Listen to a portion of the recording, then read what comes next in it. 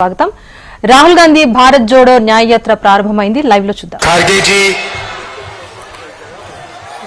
Congress working committee के सब members,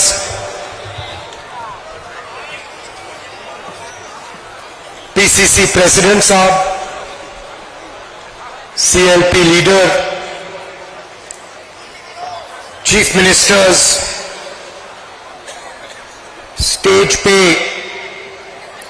Congress party के वरिष्ठ नेता, भाइयों और बहनों, प्रेस के हमारे मित्रों, आप सबका यहां बहुत बहुत स्वागत, नमस्कार। मैं जानता हूं कि आप सुबह से यहां बैठे हो। दिल्ली में फॉग के कारण हमारी फ्लाइट, खारगे जी की फ्लाइट डिले हो गई, इसीलिए हम समय पर नहीं आ पाए। आप सबको कष्ट हुआ, इसके लिए मैं आप सबसे शुरुआत में ही माफी मांगना चाहता हूं।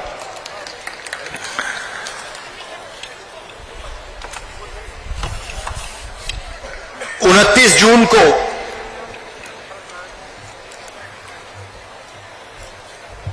मैं मणिपुर आया था और उस विजिट में जो मैंने देखा, जो मैंने सुना, मैंने कभी पहले नहीं देखा था, नहीं सुना था। 2004 से मैं राजनीति में हूं। पहली बार मैं हिंदुस्तान के एक प्रदेश में गया जहां गवर्नेंस का पूरा इंफ्रास्ट्रक्चर कोलैप्स कर गया था, जिसको हम मणिपुर कहते थे। 29 जून के बाद वो मणिपुर रहा ही नहीं, बट गया। कोने कोने में नफरत फैली, लाखों लोगों को नुकसान हुआ, भाई बहन, माता पिता आंखों के सामने मरे। और आज तक हिंदुस्तान के प्रधानमंत्री मणिपुर में आपके आंसू पोंछने, आपसे गले लगने, आपका हाथ पकड़ने नहीं आए। शर्म की बात। शायद नरेंद्र मोदी जी के लिए, बीजेपी और आरएसएस के लिए मणिपुर हिंदुस्तान का भाग ही नहीं है। आपका जो दुख है, आपका दर्द है, वो उनका दुख, उनका दर्द नहीं है। पिछले साल हमने भारत जोड़ो यात्रा शुरू की। कन्याकुमारी से कश्मीर तक हम चले, 4000 किलोमीटर चले और भारत को जोड़ने की हमने बात की, नफरत मिटाने की बात की, एक धर्म को, एक जात को दूसरी जात से मिलाने की बात की और बहुत अच्छा रिस्पांस मिला। लाखों लोगों से बातचीत की, उनका दर्द सुना।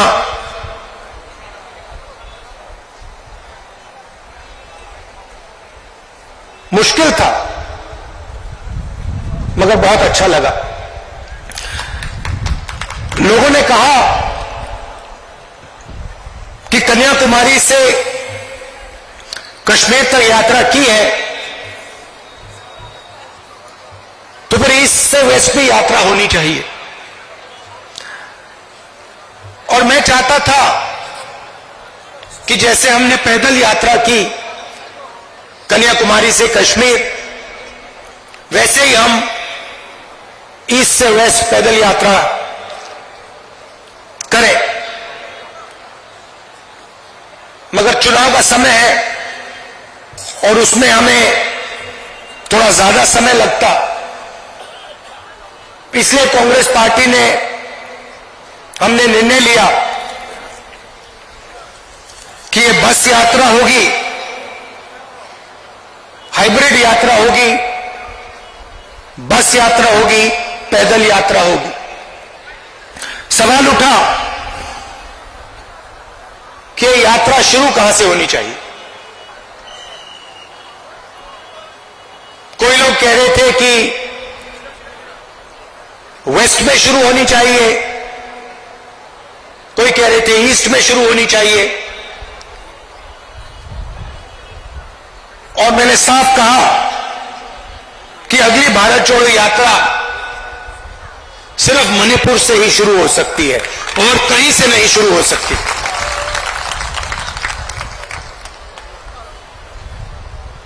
मणिपुर बीजेपी की जो राजनीति है, बीजेपी की नफरत, आरएसएस की नफरत, उनका जो दृष्टिकोण है, उस विचारधारा का मणिपुर एक चिन्ह है। जो आपने यहां खोया, जो मेरे भाई ने बस के ऊपर कहा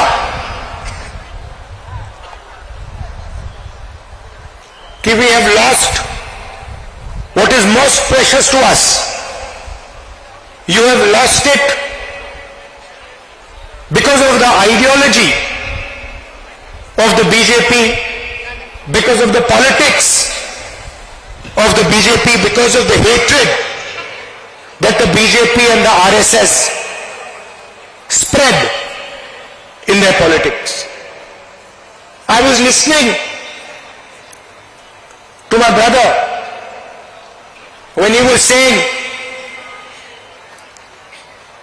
we have lost what we valued, and I was thinking to myself, yes, you have lost what you have valued, but we will find what you valued once again and bring it back to you.